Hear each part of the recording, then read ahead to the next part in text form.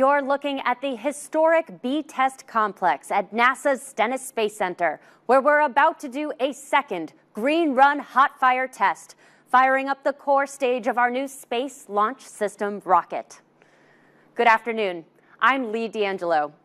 This stage we're testing today will be part of the rocket, which will soon launch from NASA's Kennedy Space Center on the Artemis 1 mission. That launch will send an uncrewed Orion spacecraft beyond the moon and back to Earth. It's the first flight of the Artemis program, which will return American astronauts to the moon and pave the way for exploration of Mars. The Space Launch System will be the most powerful rocket in the world and is the only rocket that can send the Orion spacecraft, astronauts, and supplies safely beyond the moon in one launch. Now, we first tested this core stage on January 16th. That marked a major milestone, firing all four RS-25 engines together for the first time for about a minute. However, it ended earlier than planned, so NASA and Boeing decided to do a second test. Teams have been working hard to get to this point, and the test countdown actually started a couple of days ago. Here to update us on where things stand is NASA Public Affairs Officer Catherine Hamilton and Headquarters Green Run Manager Bill Robel in one of our test control centers here. Catherine? Thanks, Lee. We're inside a secondary test complex outside of the control room, and we're listening in to provide you updates as the team progresses through their steps for this operation.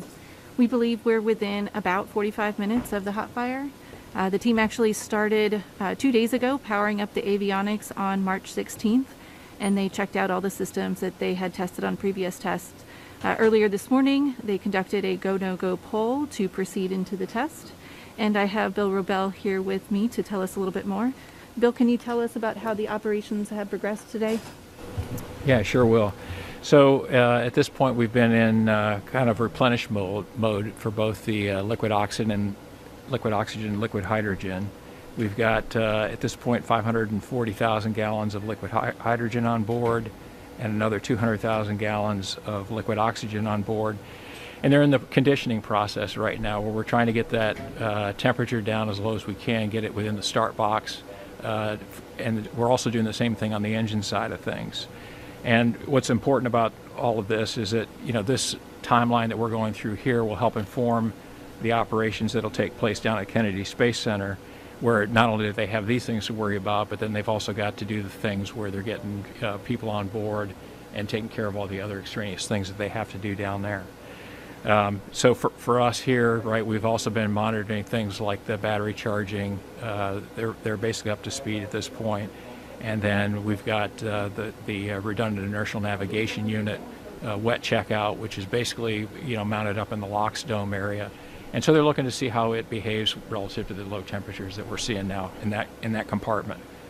And so at this point too, the teams are basically looking at all their data, making sure that their systems are where they're supposed to be and ready to go for proceeding into the terminal account. Thanks, Bill. And can you tell us a bit how the timeline is different for today's test than for a launch, and how is determining the time of the hot fire different from setting the time for a launch? Yeah, so for us, it's actually we're in a pretty good spot. We're trying to at this point maximize the amount of commodities that we've got here in the test facility. So we're playing a little bit of a game where we've got crews that have been on for a number of hours, and at 12 hours roughly, they'll time out. We want to make sure that we don't have to end the operation any earlier than that, so we're really trying to maximize that. So they're in the process of working that with the nitrogen and helium, liquid oxygen, and liquid hydrogen. The other part of it is, right, the beauty of us is we're in a test. We're not going anywhere today, and so we don't have a destination. Our destination is right here. And so the difference right at Kennedy is they've got, the orbital mechanics, their destination as to where they're going to go. And so they have to work basically all those details in to their exact launch window. Our launch window is basically when we start the test, and that doesn't matter too much today. But they do have they've got a real time hack that they have to hit. So they'll have built-in holds into their process of procedures down there, and that'll inform them kind of how they move through the next steps. We just are fortunate we don't have to worry about that today. Great, thanks. So that means that we don't have a specific hot fire target time right now at this moment, but we'll keep listening in and we'll provide updates. We do know that the test remains to be projected within the test window, and we believe we're within about 45 minutes. And so we'll continue to listen in here, and I'll turn it back to Lee.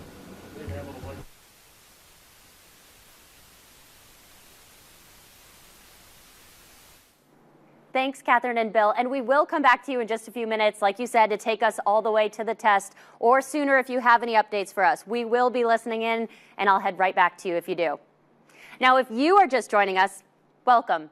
We're live at NASA's Stennis Space Center in Mississippi, and we're following the second green run hot fire test of the Space Launch System rocket's core stage. The core stage is the center core of the rocket that includes 2 propellant tanks and 4 RS-25 engines, miles of cables, all of the avionics, electronics, computers, the brains of the rocket, and all of the plumbing that work together to launch the rocket during the first 8 minutes of the mission. The green in Green Run refers to new, untested rocket hardware. So this is a comprehensive series of tests of all the core stage hardware for the SLS rocket to demonstrate it's ready for launch, culminating with today's hot fire. The core stage will power every SLS mission.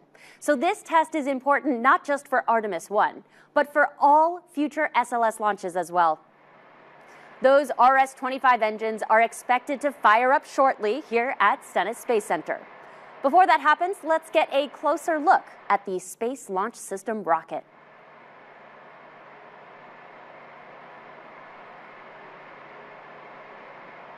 Artemis is super heavy lift rocket and provides the foundation for human exploration and scientific missions to the Moon, Mars, and beyond.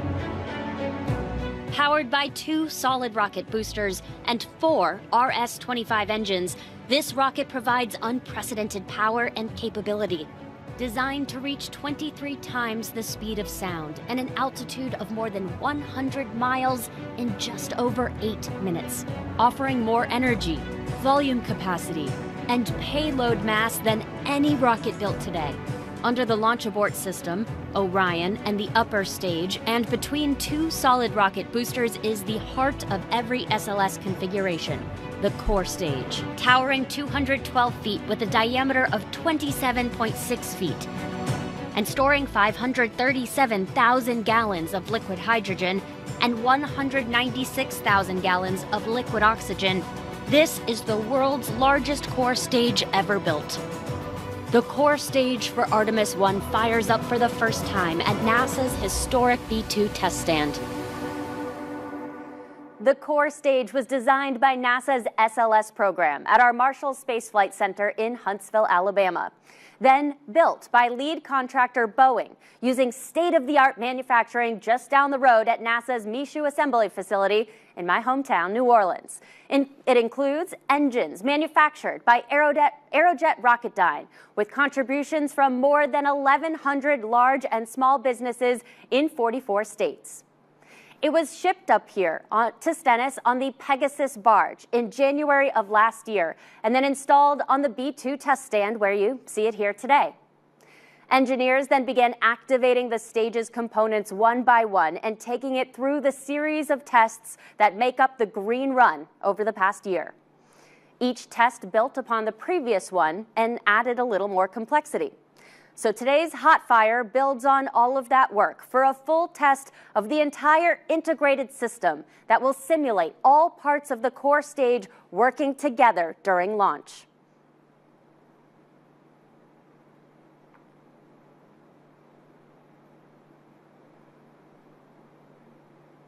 Today's test will take us from extreme cold to extreme hot as the team loads cryogenic or super cold propellants into the fuel tanks and then fires up the engines to drain the propellant from the tanks to simulate launch. Now, the hottest part of the test today will be those 4 RS-25 engines at the bottom of the core stage. These RS-25s we are testing today are repurposed from the shuttle program.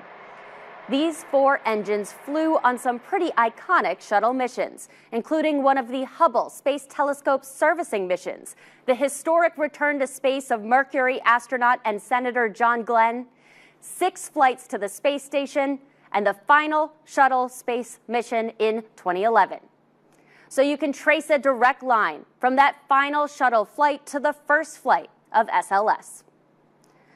We've worked with our partners at Aerojet Rocketdyne to upgrade the 16 shuttle main engines, which will power the first 4 Artemis flights. And now we're building 24 new engines using 3D printing and other manufacturing innovations to reduce cost, complexity, and manufacturing time. Of course, all of this work is building towards that Artemis 1 launch from Kennedy Space Center later this year. Here's a closer look at that mission and how it paves the way for future exploration beyond. 3, 2, 1, 0. Mission liftoff. Artemis 1 will lift off from Launch Pad 39B at NASA's Kennedy Space Center in Florida with 8.8 million pounds of thrust provided by the most powerful rocket in the world, our Space Launch System rocket, or SLS. The uncrewed flight will be the first integrated test of SLS, our new Orion spacecraft, and exploration ground systems at Kennedy. Artemis 1 will send Orion beyond the moon, 280,000 miles from Earth, farther than any human spacecraft has ever flown. This is not NASA doing this. This is the United States of America doing this program, the Artemis program, and there are companies all across our country that have a part in it, so there is kind of this wave of excitement being generated just by saying, we're going back to the moon. After the upper stage of the rocket separates from Orion, the upper stage will deploy small satellites over several days to perform science experiments and technology demonstrations. Orion will make its multi-day outbound trip to the moon, propelled by a service module provided by the European Space Agency. Engineers will test Orion's systems on the way to the moon. Then, Orion will fly about 60 miles above the lunar surface, using the moon's gravity and engines on the service module to enter a lunar orbit. After about a month and a total distance of over 1 million miles, Orion will return home, faster and hotter than any spacecraft has before. A primary goal of Artemis 1, ensure Orion safely returns to Earth before we fly with humans. When we do, we'll build our capability for sustainable lunar exploration, preparing us for missions farther into the solar system. Initially, what we'd like to do is start establishing a presence on the moon. So we're going to establish going back there on a regular basis, and then we'll end up setting up Gateway, and we would launch to the Gateway, and from Gateway, land on the surface of the moon. We are there for, weeks, months on end. And there, we're going to be able to test out all the hardware and the habitats and the hatches and the suits and the rovers that'll allow us to prove out those technologies. The moon will lead the way to Mars, and we should be there, within the next couple of decades.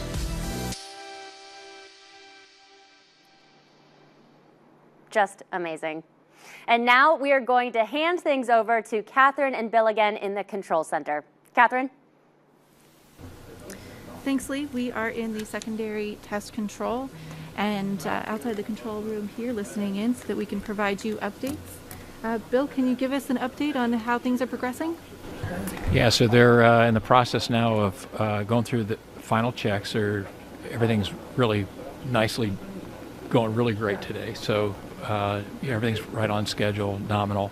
They're trying to do this thing what they call right now is jump the clock, which is trying to work it a little bit ahead. So they're in the process of resetting the clock and making sure that when they get to that 10-minute point that it doesn't continue to count down, because that's where they have to go with that pole well ahead of that. So they're working on setting that stuff up right now. All right, so we'll continue to stand by and listen and provide updates. And as Lee mentioned earlier, the team previously conducted a hot fire test in January. The engines did shut down earlier than planned during that test, but the January 16th test successfully completed several operations for the first time. They were able to transition to the automated launch sequence operated by the core stage flight computer and the Green Run test software. They completed the terminal countdown sequence that is like the launch countdown. They also pressurized the tanks and delivered the propellant to the engines and demonstrated the performance of the core stage's main propulsion system, firing the engines at 109% power, and they operated the thrust vector control system that steers the engines. So it's a smooth countdown so far today, and we'll keep standing by. We'll take a pause for a moment, and we'll check back in just a few minutes.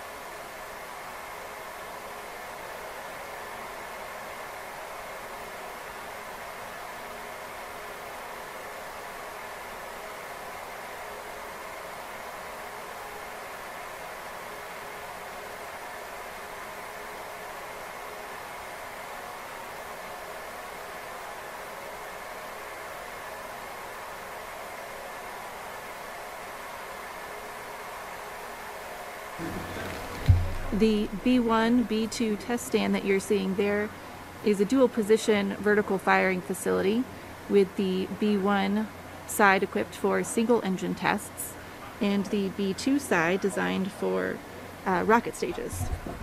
The stand is anchored to the ground with 144 feet of steel and concrete.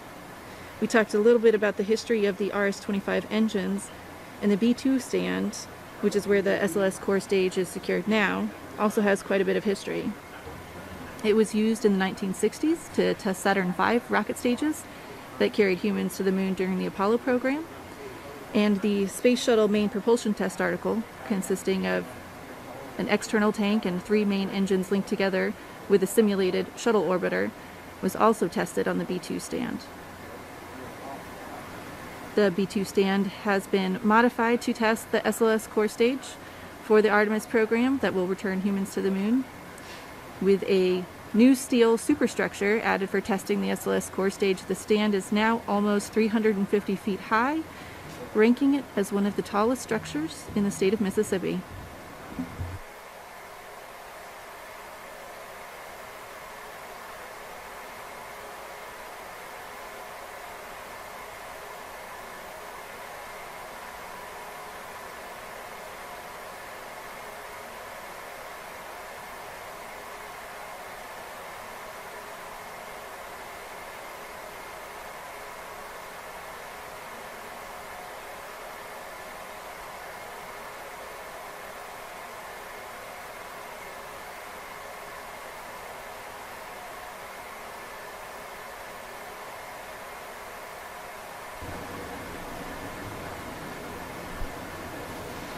For a little bit more about the RS-25 engines, each of the RS-25 engines is about the size of a compact car if the engine were turned on its side.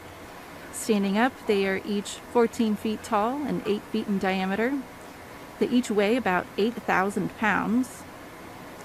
The RS-25 is designed to operate in extreme temperatures from negative 423 degrees Fahrenheit to 6,000 degrees Fahrenheit. And as Lee mentioned, today's test will go from extreme cold to extreme hot. When the hot gases exit the RS-25's nozzle, they travel at 13 times the speed of sound, which is fast enough to travel from Los Angeles to New York City in about 15 minutes.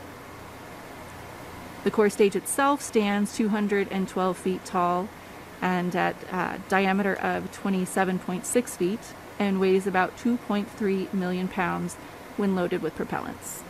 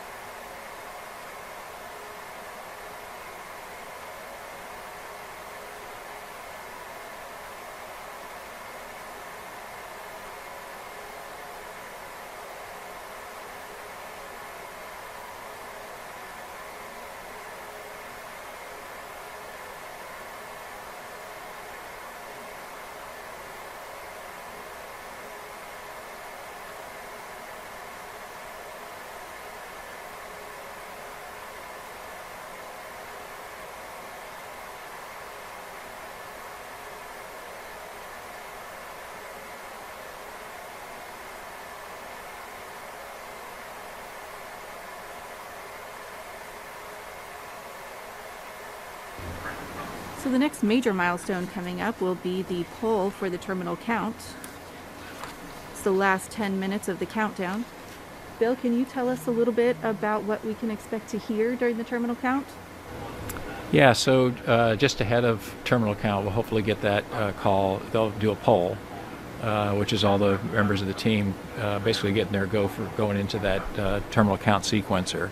And then once we actually get into it, there's at least 500 different events that take place in that last 10 minutes. So I'll not go through each one of those with you, but there are some pretty good ones, I think, that highlight, kind of what the major ones should be or are. We've got to terminate the hydrogen replenish, and then we've also got to go into the hydrogen tank pre-press operations, which is where they'll pressurize the hydrogen tank. It'll start doing that on its own as well. Initiate ground helium spin start supply to the CAPUs. So initially, when the CAPUs come up, they'll be running off of the helium supply in the stand, and then it'll switch over to the engines when they come up as part of the plus count. Can you tell us a little bit about what the CAPUs are? Yeah, so that's the core stage auxiliary power units. They're variants of the ones that were flown on shuttle. The difference is that where those were hydrazine powered, these are basically run off inert gas and then into hydrogen off of the engines when they get into the plus count. So it's basically it's basically a turbine system that spins a pump, and that pump then in turn pressurizes the oil in that system. And through a series of valves and commands, they could then go ahead and actuate the actuators that are mounted to each of the engines in pitch and yaw.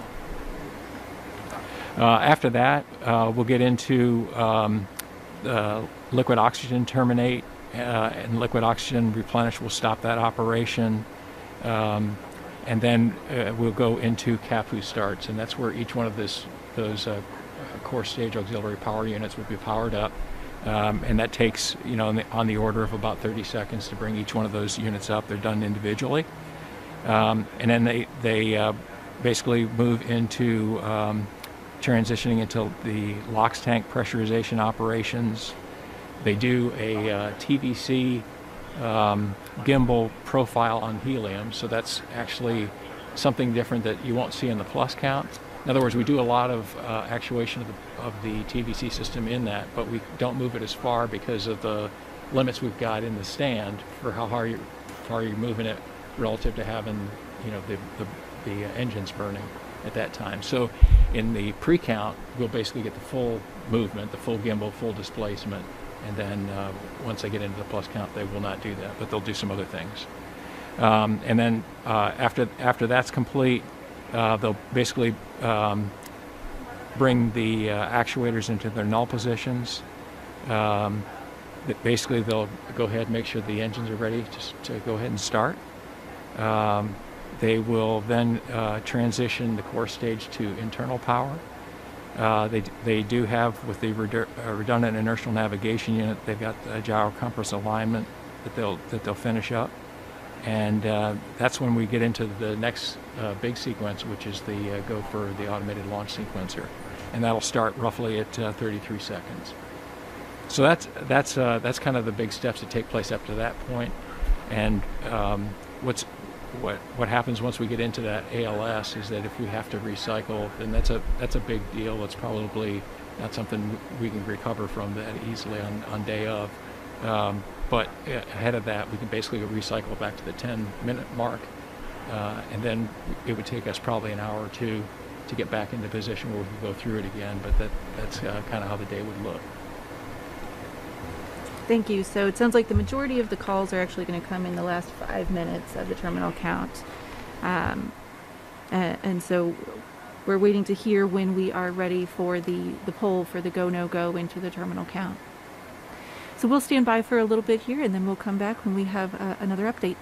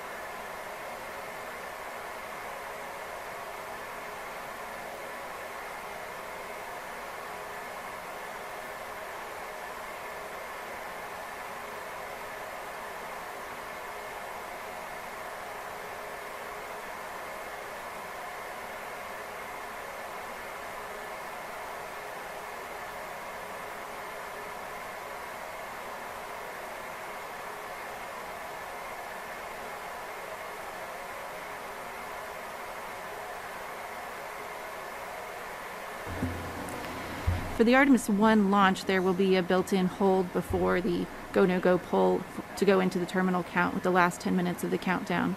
This isn't quite the same, but it is similar. The team takes a look at the data from the vehicle and the facility and ensures that everything looks good before proceeding into the terminal count. So we're just a little more than 10 minutes away from our T0 time now to fire up the engines. And when those engines fire up, the team is looking to get at least 4 minutes of data to support the test objectives needed to confirm that SLS is ready to launch Artemis missions. From there, they will continue to let the engines fire and to burn through all of the fuel in the tanks and possibly pick up additional data for some secondary test objectives. During launch and ascent for Artemis missions, we expect the engines to fire for about 8 minutes to drain the tanks of the propellant before what is called the main engine cutoff, or MECO. So, Bill, tell us a little bit about what we can expect after hot fire starts. Okay, so the other thing I'd say is I'm also listening in, so if we get to the point where they're going to call for the poll, I'll just tell you to pick it up at that point. But so where I left off was with the ALS start, so that's roughly 30 seconds before they actually start. We would then bring on the hydrogen burn-off igniters, which are basically a series of flares that are built into the stand to pick up any residual hydrogen and basically dissipate all that. They'll finish with the renew redundant inertial alignment navigation mode, and then basically they go into, at roughly 6 minutes, they'll do the RS-25 starts, and those they bring up one at a time, and roughly at 5-6 seconds they'll start that. At 1 second they'll be up and running at 100%, and with that, I think we're getting ready to hear them go for the poll. But as they basically get through that part of it, we'll hear the basically the engines will come up to 109% thrust level, and then we'll go into the first poll at the gimbal profile. So I think what we should do at this point is switch over, if we can, to pick that part of it up. All right, let's listen in to the poll. That's the correct time hack as the sequencer steps through there. Reminder to everybody, after we get past 557 and after we terminate LH2 system securing, we only have 2 minutes 35 seconds of hold time before we have to recycle back. Also, another reminder to everybody, when we do the switch to internal power, we will get the Christmas tree effect on the avionics screen. So that is normal, that is to be expected. So just remind everybody that we will get that Christmas tree effect once we go into internal power.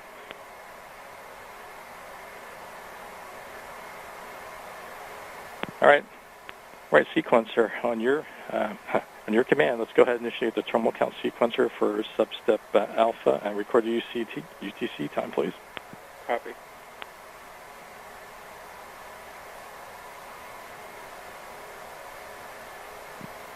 And T count has resumed.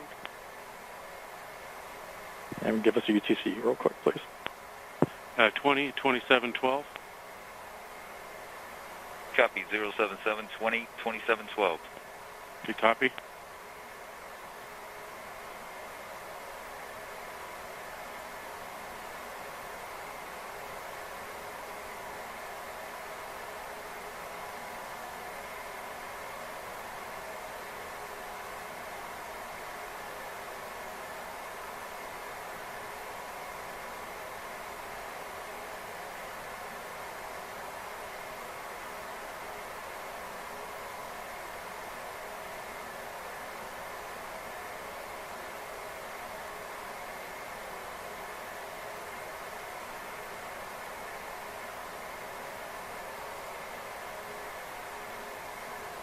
T-minus 9 minutes.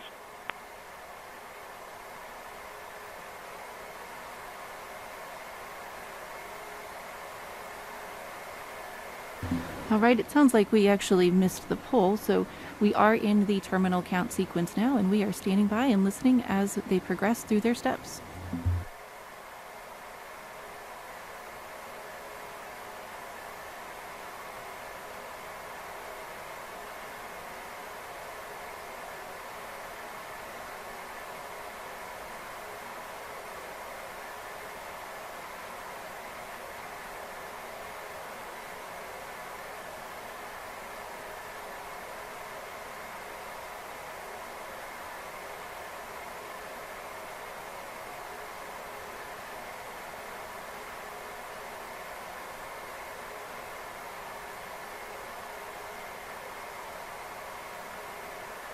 T-minus 8 minutes.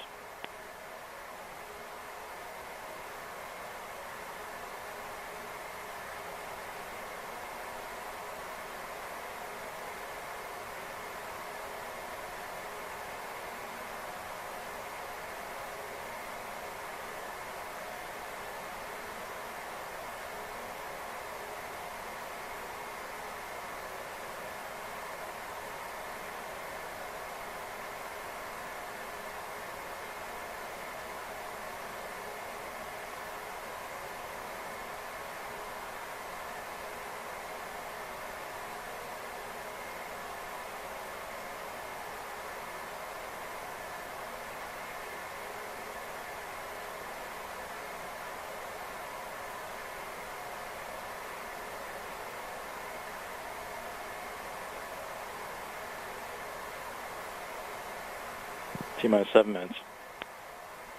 LDS, place your recorder soon as it continues.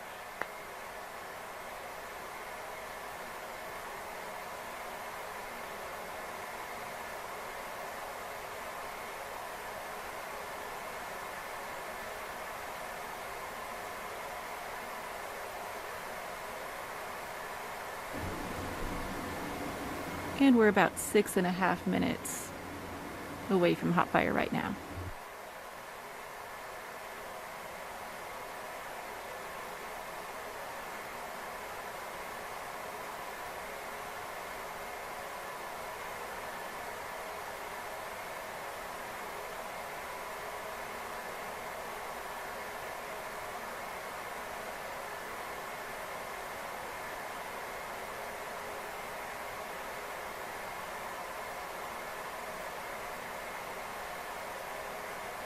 And T-minus 6 minutes, starting LH2 securing.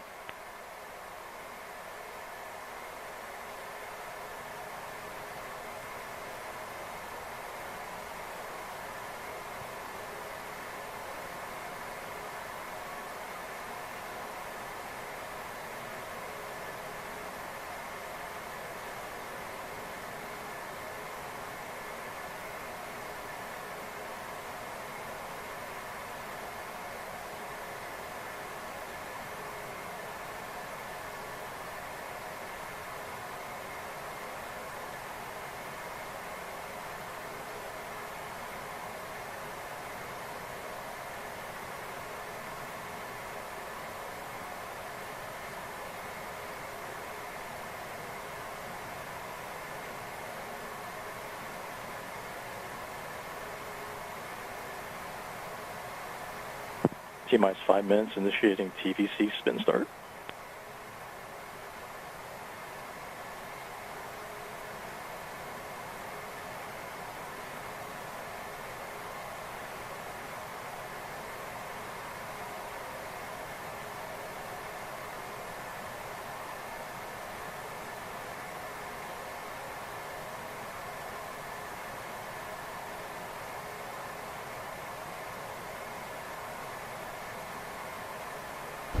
Yeah, so at this point, they've basically initiated CAPU start, and basically those will be coming up on helium. They'll go into a what we call the wiggle test, which is where they'll gimbal the engines, and then so that's basically coming up here in just a couple of minutes.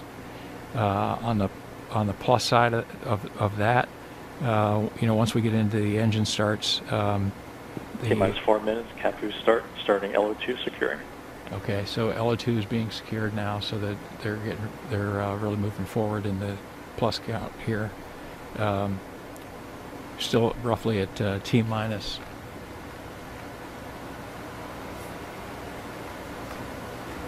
3 minutes 42 seconds. And so with that, we should be seeing the TVC gimbal profile here in about half a minute or so. Basically at this point they've got the water system all turned on, so you might be able to see that in some of the views, and that'll basically take care of not only the heat coming off of the engines but also dampen the tremendous amount of noise that'll be coming off. As mentioned earlier, the hydrogen burn-off igniters will come on at about 12 seconds. T-minus 3 minutes starting PSN 4. The inertial navigation mode will be complete at about T-minus 10 seconds. And then basically the enable command for ALS at 9.2 seconds. And then we go into engine start roughly at 6 seconds. Those take about 5 seconds to come up to full operating pressures. And basically at that point, the stage controller will be go for launch, or go for test in this case, at 2 seconds. And basically we go forward into our profile for the day. All right, we're coming up on 2 minutes. Here's the gimbal test taking place now.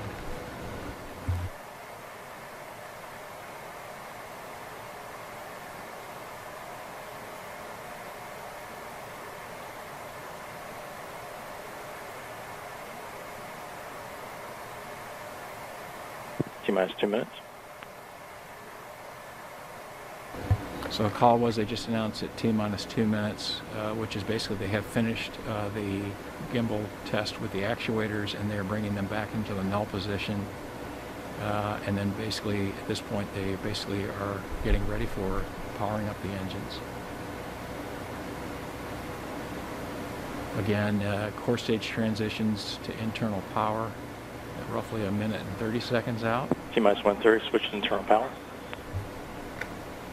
And then if renew gyro compass alignment converges at roughly 1 minute.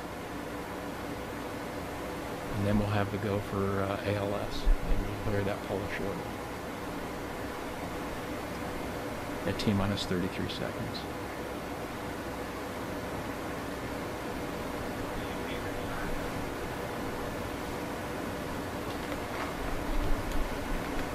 T-minus 1 minute following personnel report go, no go for ALS, AEA, PEA, Go. AGA, Go. REA, Go. NEA, Go. NTC. Vehicle and speed 2 systems are go for ALS. Good. And at this point you see basically the water system has come on full bore.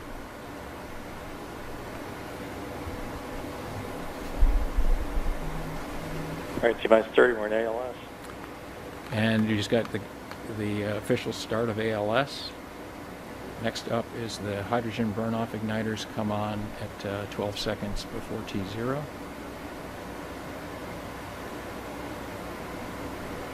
That's red line like this. H-boys on. Go for engine start. H-buoys are on and engine starts has been okay. Engine starting up now. And all personnel, we've got engine start and we're for the plus count. All personnel, please continue to monitor your systems, and grass is in control.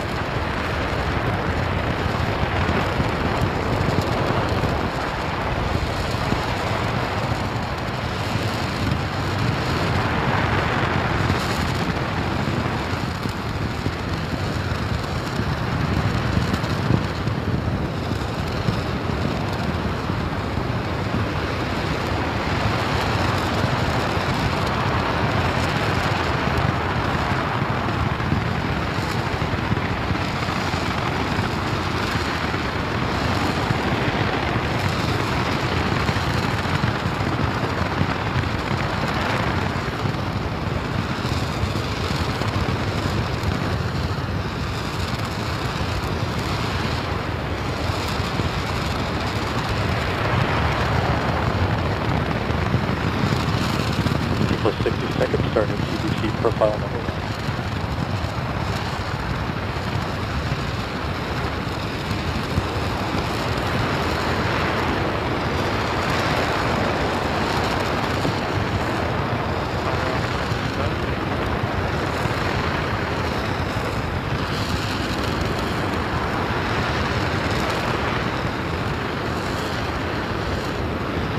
Again, first time we've got a fire indicator. Everyone go ahead and ATS.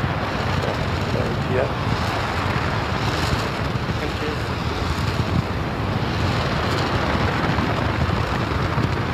Okay, copy. Do you want me to hold down ATS? I copy that. You cancel it out.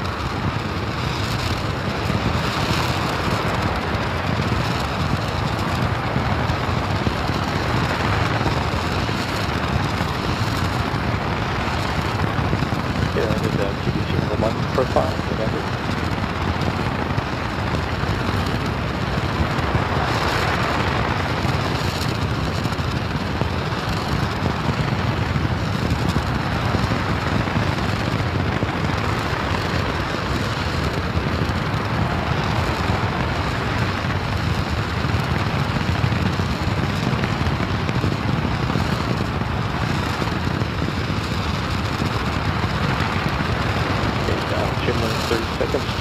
FRT profile.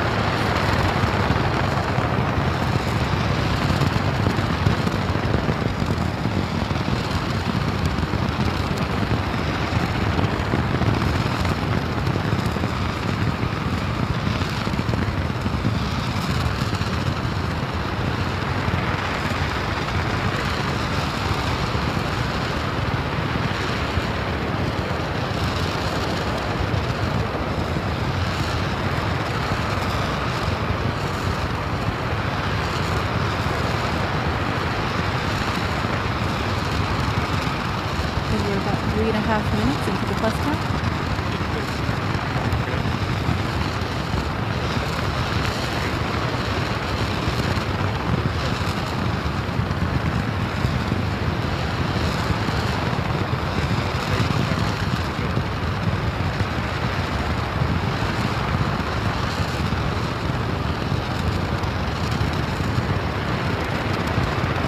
Numbers still good. That's still an issue. And we can see it right now.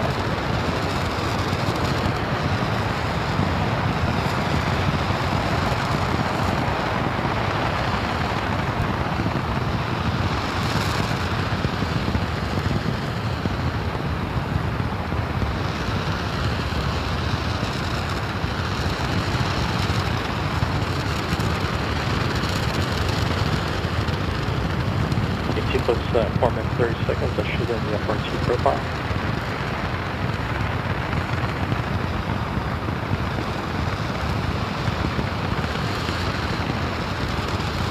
Item 16.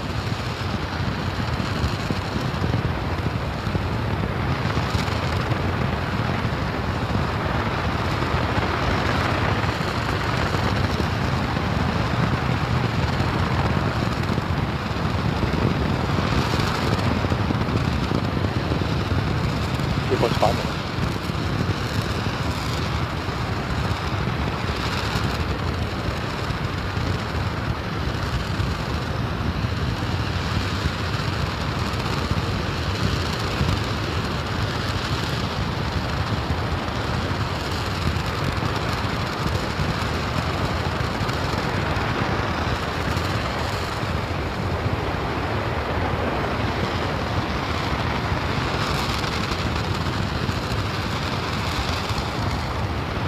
We're just over 5.5 minutes in the plus count.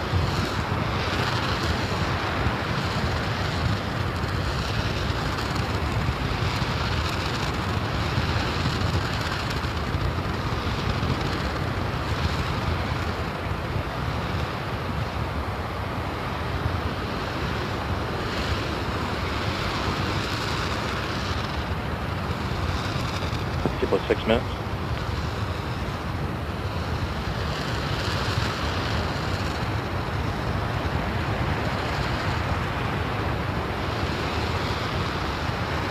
Dominate from Michael 16.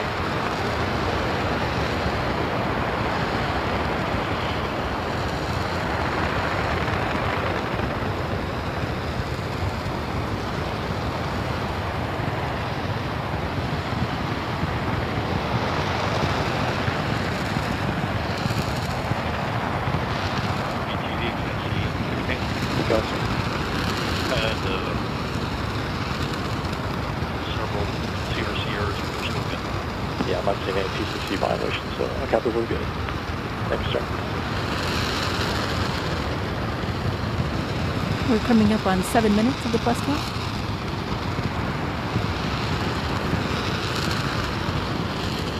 T plus 7 minutes.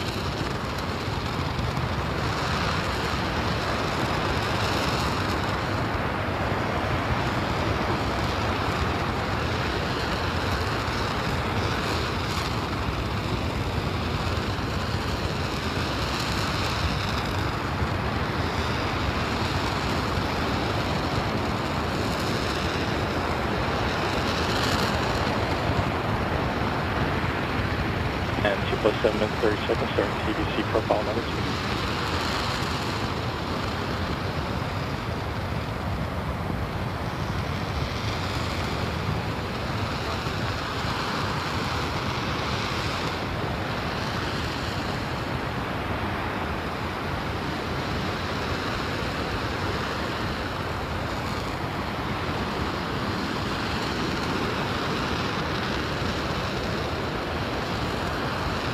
Plus 8 minutes, and then the TBC profile number 2. All right, so we're just over 8 minutes into the plus count. Well, personnel is coming up hopefully on the last depletion here, and we have a cutoff. All right, REA, can you verify REA on channel 16? REA on channel 16, verify. Safe engine shutdown, please. Safe engine shutdown. And you're in post shutdown standby, correct? Correct. Okay, all personnel, that takes us to page 656. All personnel go to page 656 to start the post-hot fire shutdown securing operations. All right. Okay, all personnel on page Bill, as you said earlier, as we talked about earlier, the team was hoping to get at least 4 minutes of data. And we...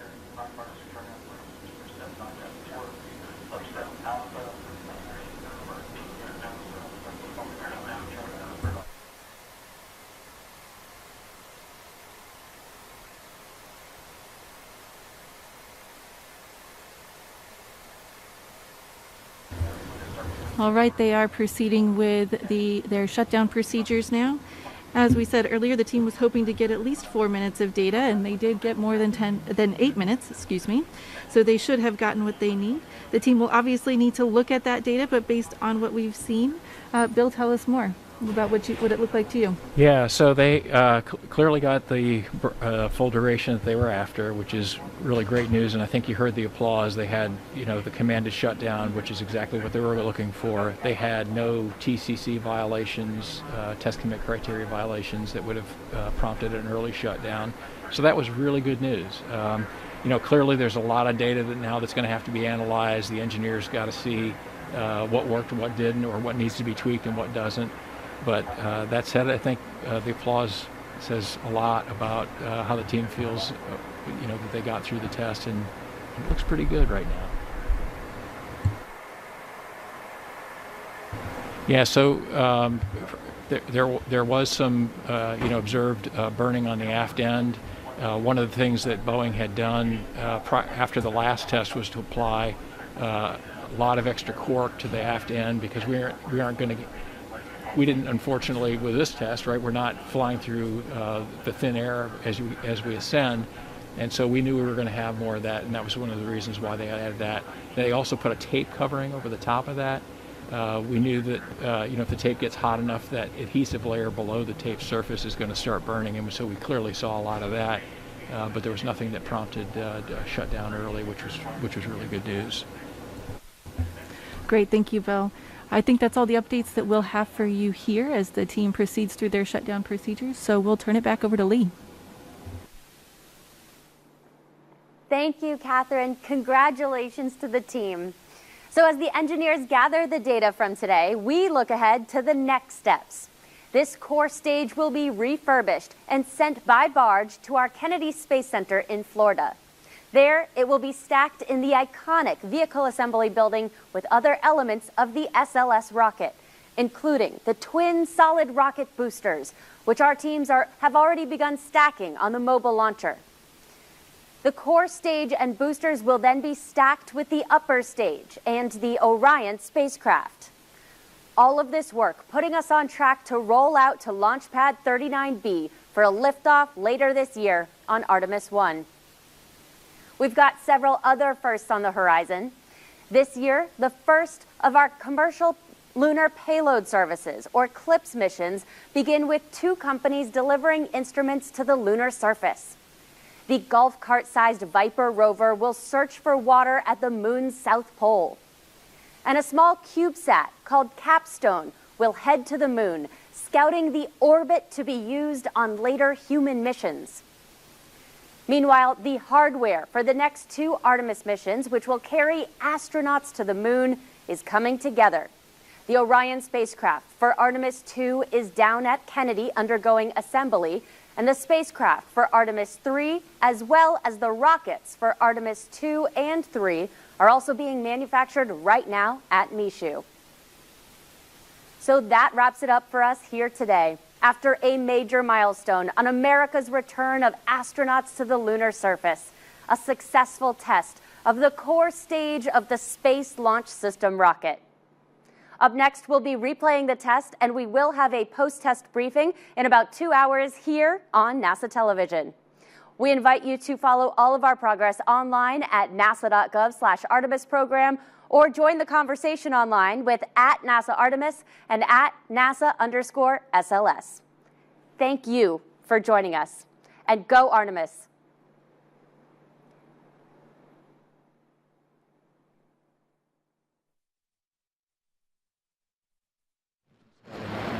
And all personnel, we've got engine start and we're for the plus count. All personnel, please continue to monitor your systems, and Grass is in control.